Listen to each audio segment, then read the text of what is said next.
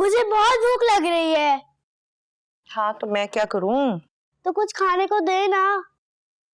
मुझसे क्यों कह रही हो? अपनी अम्मा से कहो। मामा कब आएंगी? मुझे क्या पता कब आएंगी। जब उनके सैर सपाटे खत्म होंगे ना तब आएंगे वो लोग। अस्सलाम वालेकुम। लो अभी तुम्हारा ही मैं नाम ले रही थी, देखो तुम्हारी अम्मा आ गई।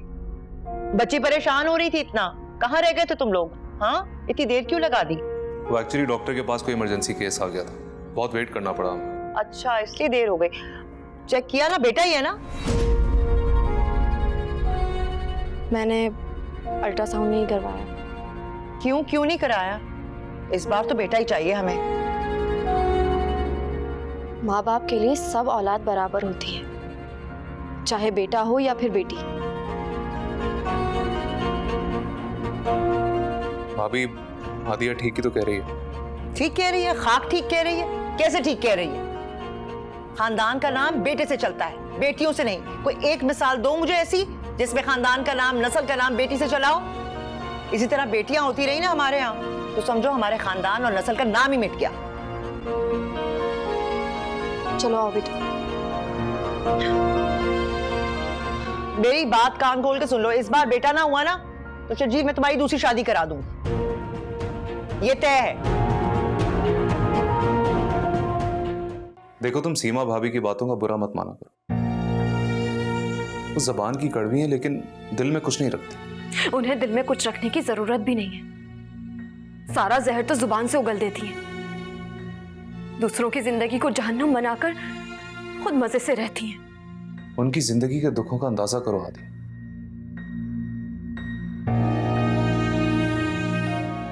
फिर तुम्हें उनकी जिंदगी मजे की नहीं लगी। शादी के 1 साल बाद ही तो वो बेवा हो गई और निम्रा उस वक्त चंद माह की थी। तब से वो अकेले जिंदगी गुजार रही। उनकी बेटी निम्रा की शादी को 2 माह हो चुके। अगर उसके यहाँ भी बेटी हो गई तो क्या भाभी अपने दामाद की दूसरी शादी करवा देंगी? निम्रा बिन बाप की बच्ची, उसे बदुआ तो मत दो।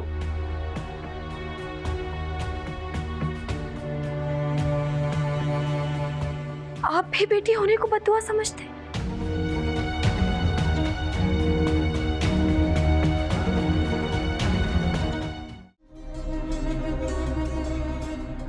कान उसके यहीं पर लगे रहे। देखो नाम लिया और आ गई।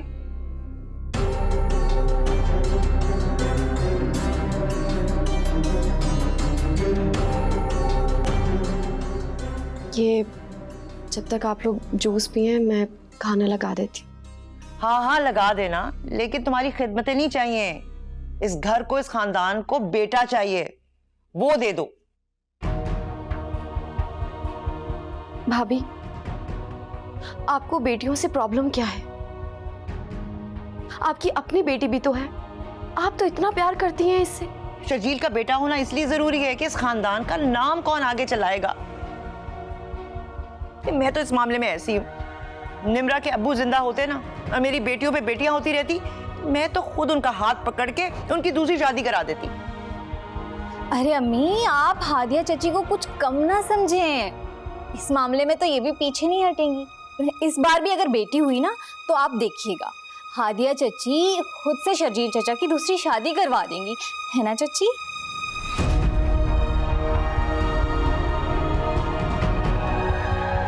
अल्लाह करे ऐसा ही हो।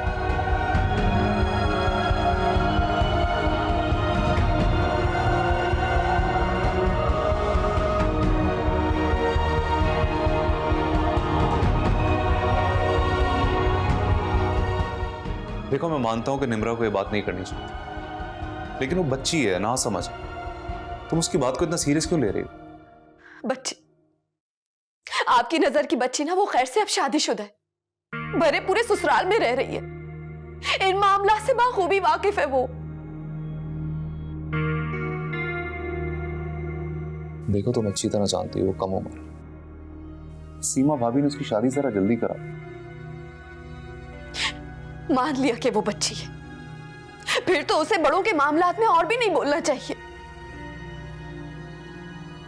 यतीम बच्ची है, तुम ही इग्नोर कर दो। अच्छा मैं सीमा भाभी से खुद अकेले में तरीके से बात करूंगा। ओके? उनसे क्या बात करेंगे आप?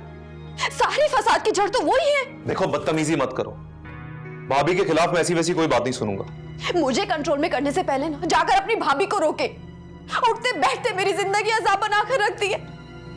वो कम थी जो ऊपर से उनके बेटे भी मुंह उठाकर आ जाती है। पहले तो भाभी के पास रहने के लिए घर नहीं था ना, अब तो वो जाकर अपनी बेटी के पास रह सकती है। सीमा भाभी कहीं नहीं जाएंगी, यहीं पे रहेंगी। यही उनका घर है, उनको यहां से कोई नहीं निकाल सकता। ये उनका घर, तो फिर मुझे इस घर में लाने की क्या जरूरत थी? उन्हीं से शादी कर लेते। बात बंद करो अपनी।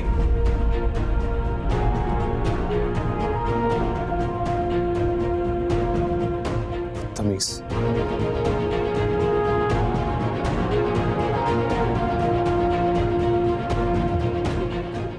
अरे भाई क्या बात है, आज खाने का कोई मूड नहीं है? भाभी दानिया को खाना खिला दूं, उसके बाद लगा दूंगी। इतनी देर में शर्जील भी आ जाएंगे। हाँ हाँ, ये सब बहाने। साफ साफ क्यों नहीं कहती कि मेरे 2 नवाले तुम्हें भारी पड़ते हैं? क्या हुआ भाभी? होना क्या है, ये वो घर था जहां से कभी कोई फकीर खाली हाथ या भूखे पेट कभी नहीं गया, और आज 2 रोटियां भारी हैं। मिन्नतें करनी पड़ती है तुम्हारी बीवी से 2 नवालों के लिए। ये भाभी क्या कह रही हैं? मैंने कुछ नहीं कहा है भाभी से, ये फजूल में वावेला मचा रही हैं। देखा तुमने शर्जील, तुम्हारे सामने किस तरीके से बात कर रही है? और मैंने क्या कहा था? सिर्फ खाना ही तो मांगा था। शर्जील मेरा यकीन करो, मैंने भाभी से कुछ नहीं कहा है। तो क्या सीमा भाभी झूठ बोल रही हैं? तो मेरे सामने उनसे इस अंदाज में बात कर रही हो, पीठ पीछे क्या करती होगी? जो मारने की कसर रह गई है वो भी किसी दिन पूरी हो जाएगी।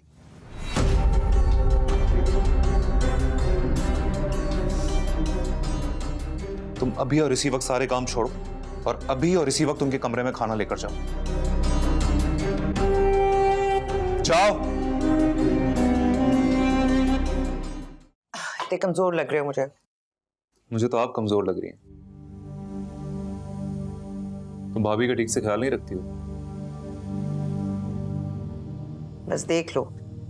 मेरी तो खुद तबीयत बेहतर नहीं है, और दानिया की स्कूल टाइमिंग भी 1 घंटा अर्ली हो गई है।